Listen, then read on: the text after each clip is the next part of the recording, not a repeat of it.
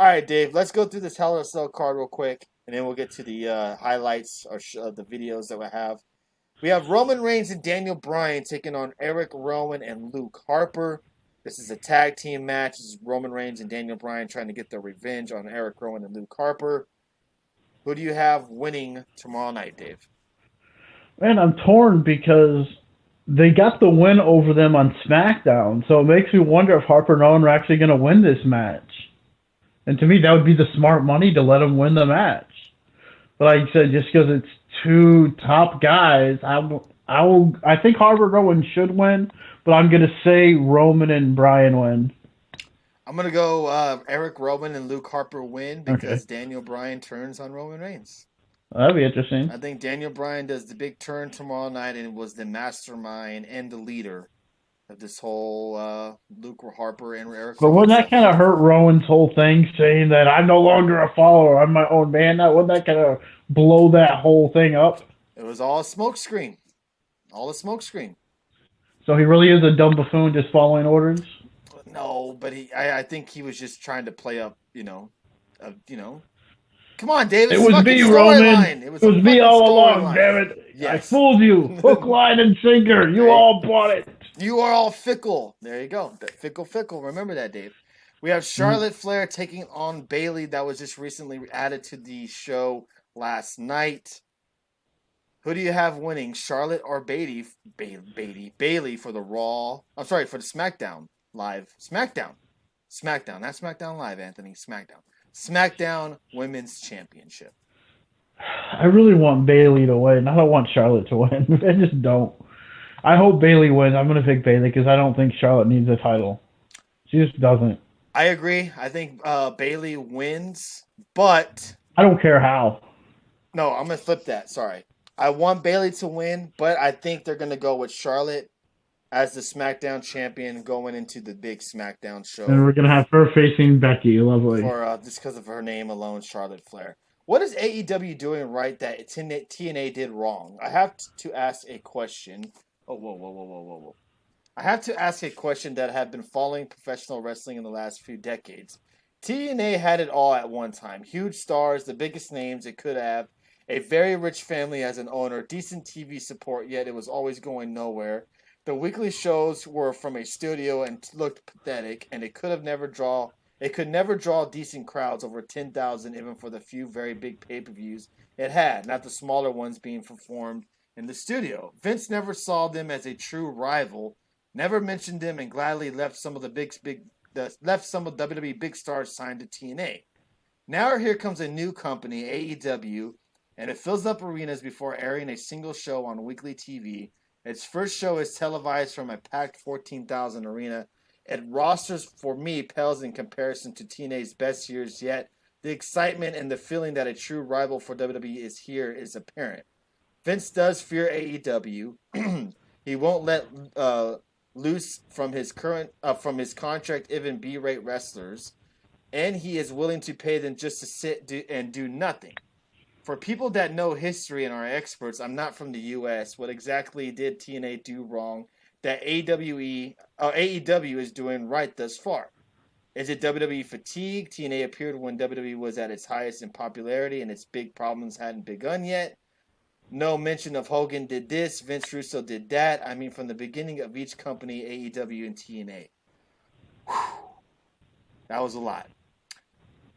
Why couldn't TNA be the success that AEW is? This is an easy question or answer, I should say, because it's a few things actually.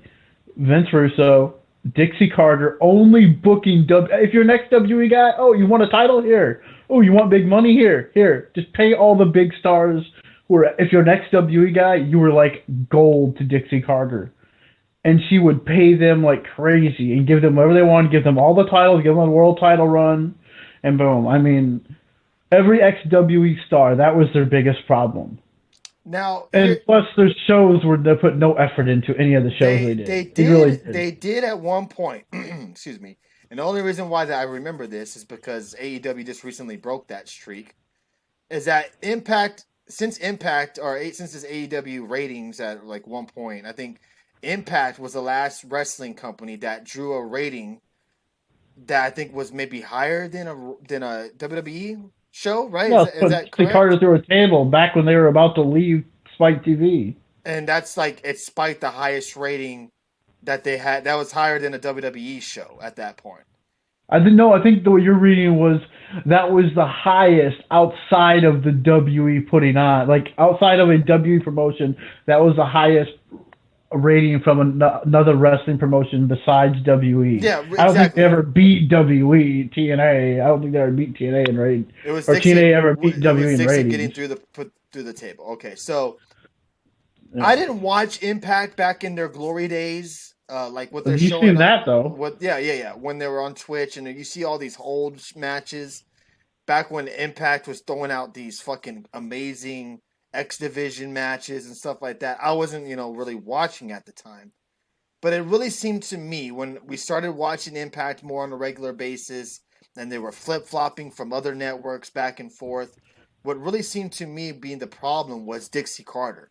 It really seemed to be on her shoulders. It seemed like you said, when they would get guys from the WWE, they would always be the ones that were skyrocketed to the top. Hogan, Kurt Angle, uh, who else that they would bring in? Jeff Hardy, just guys that they would always. Mick Foley was another one. I just feel like Dixie Carter was that main issue, that she didn't let wrestling minds be the wrestling minds, and she would always try to be the one to dictate how things went in Impact. Like I could be you could wrong, say but that's what Kurt it Angle seemed. was one of the biggest draws they've ever got, one of the biggest stars they ever got, and all they kept doing is getting XWE guys stars over and over, and they Oh, would do their own WCW guys, thing. yeah, WCW, the ECW, and Yeah, that's that's basically what you looked at it when you're watching TNA. You're like, oh, this is kind of like WCW, and that's what drew a lot of people, and that's why they got ratings. And another problem was they filmed in Orlando, and I remember hearing that they would tape Monday, Tuesday, and Wednesday for like 6 episodes, 6 weeks in advance, and then come back a month later and tape another six. And that's just how it, and it just never really did anything because of that. And now. that's sad because they did some good stuff for a Yes or while. no? Yes or no? If Impact started today, do you think they would be as um, successful as AEW? Is Dixie Carter in charge? Yes. Oh, today then no. It depends. I mean, because a lot of that was Spike TV too. You know, because Spike TV was a big network for them, and I just don't know if Dixie Carter. I don't think they could do anything. Depends on who they're bringing in, but yeah, I mean, they tried to live off XWE stars, kind of like WCW's formula, and just bring them in and use them. Jarrett's still booking himself as champ.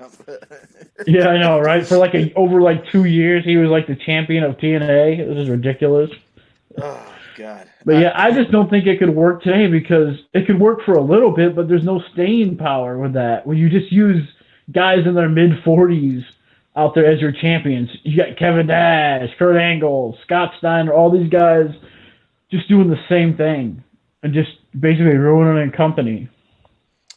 Okay. All right. Let's move on to Hell in the Cell. But great question there, Mr. AEW. That's a very good question. Sasha Banks taking on Becky Lynch, the man, the Raw Women's Universal Champion, inside the Hell in a Cell. Your thoughts, Dave? Who walks out the Hell in a Cell as the Raw Women's Champion? Well, what we seen last night on Fox, I mean, she's the big focal point of that freaking intro video. So, and she opened up the show. Not your SmackDown Women's Champion, but the Raw Women's Champion. So, I honestly think Sasha's winning the title, Okay, all and right. Becky's going to SmackDown because she's been the big on the big board or on the big promotion board for them for SmackDown. So you'd assume she's going to Fox. I hope the man wins so Botcha Banks stands cry. God damn. I think Sasha wins. I think you're right. I think Becky's going to SmackDown. Um, does she tap? Dang, that's a good question. How does Becky Lynch lose? I think Bailey helps her win. Okay, Sasha Yeah. do Oh, Sasha. Sasha Yeah, do some not kind of Becky. BS. Yeah, I think Bailey ends up trying maybe gets involved in the match and helps Sasha win. I do think that Becky is going to SmackDown. I really do What feel if like. the female Fiend causes Becky to lose, and that is Liv Morgan? Yeah, now you're overthinking, Ding Dave. What if That's not. everyone keeps saying Liv's gonna be the Harley Quinn to Bray's Hey, I Joker? like that. What if she's gets involved and screws over Becky Lynch, and that gets in Seth's head? Yeah, that's a good little storyline there, but I don't think WWE will go that route. Bank statement with a kendo stick. Hey, that's a good idea, Bob Ruski. I like that. I think they're gonna make Becky look as strong as possible if she is going to lose. So expect something crazy for Becky to go through or get beaten up by to have her finally lose that title. But yeah, I think Sasha Banks wins tomorrow night. All right, let's get to the main event, the meat and potatoes, because this is the match that I'm most nervous about tomorrow night. Off to throw Becky off the cell. People would love that. We have Seth Rollins taking on The Fiend. And I was on Mr. Warren Hayes' show earlier this morning, and we were touching on this match. And we both felt that The Fiend needs to win this match. But how do you have him win this match? And he made a good point, Dave, and I hope they don't go this route. He feels like they will have Bray Wyatt win, and I agree with him. They will have The Fiend win, but it will be due via stoppage. Meaning that Bray Wyatt will do something to Seth Rollins so crazy that they're gonna stop the match. Meaning maybe he throws Just like last year. maybe he throws him off the cage, maybe he throws him through the ring. I don't know, but something crazy is going to happen to where the Fiend wins, but he doesn't win the championship. How do you think tomorrow night goes? And if they do go the route of the Fiend somehow losing, how do they go that route without destroying the Fiend character? I don't know if you can. I don't know if it would destroy it because it seems like they want the Fiend on If the Fox Fiend too. loses, I will But I mean, I personally don't know kick how you Seth do that. I Rollins mean, in it the seems like he nutsack has when to he win this comes match. I mean, it would make no through sense Houston in a couple of unless you weeks. really don't give a shit about this character at all. You know, I mean, Thank you, Speeds. and you just say, who cares? We're gonna bury this character, and then Seth's gonna beat him and stay your champion. And then I don't know. I mean, if Seth did win, I mean, where do you go from here? You can't. And if the Fiend wins, you can do a reset with everything and find out who can beat the Fiend. That could be a great story for Raw going forward. Like, who can match up and beat the Fiend? That would be a great way to build your new show after the draft, and then have Seth go to SmackDown like with every other big star. What are these rewards that you guys are talking about in the chat room? But thank you, Speeds, for the funny comment and the bits there. Appreciate that. Thank you for dropping in and saying I just don't know if you can do it. I want the Fiend to win. If Seth Rollins did win, how could you book the Fiend losing? Do you have him take 25 curb stomps or what? Like, there's no, to me, realistic way to have him lose. Unless they do it the way that they've been talking about on Twitter, where it's a disqualification inside a Hell in the Cell. Because why would you put that on a poll list? Pin, submission, or disqualification? That's what really scares me. How do you get disqualified in a Hell in a Cell match where everything goes? That's what I don't get.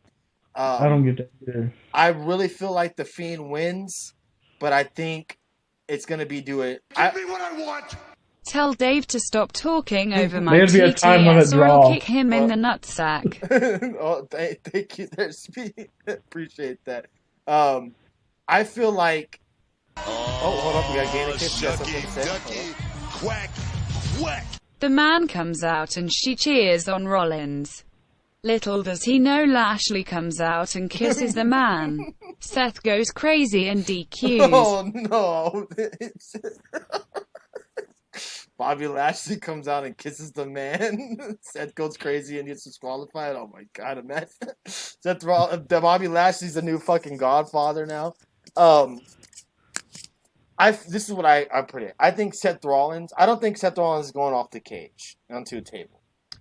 I think Seth Rollins is going through the ring. I think he's going to go through the ring. Off the cell? No, like I think maybe, I don't know, but maybe I think somehow Bray Wyatt throws him through something, and they're gonna stop the match. But Bray Wyatt wins, but doesn't technically win. What if Bray wins Bobby wants all the by smoke. putting the mandible claw on Seth, but he doesn't tap out or get pinned, but they stop the match? He just So passes out. technically, Seth doesn't lose the title because he didn't tap out and get pinned. He just passed out. Oh, Jesus Christ. So it was technically never a There's pin no or a tap. technical way of having this match end like that. No fucking way. I'm just saying. They Rollins could do or that. Fiend, Dave? Who do you got? I hope the Fiend. I don't want Rollins to win. He's been a terrible champ. Wow. If they stopped it via a thing like a panic attack or heart attack, then the story can be who can beat the Fiend in a match, but also last through all his mind games and creepy shit. Oh no, Seth Rollins is having a heart attack. That would be like the wildest shit ever. Truth and Loyalty says, I said this morning that they should repeat the spot from the Edge and Taker Hell in a Cell match where they were on a ladder, have Bray knock Seth off the ladder, and he falls through the ring, and you see the fire explosion, hence the phase, see you in hell. Hey, that's not bad. What about that, Dave?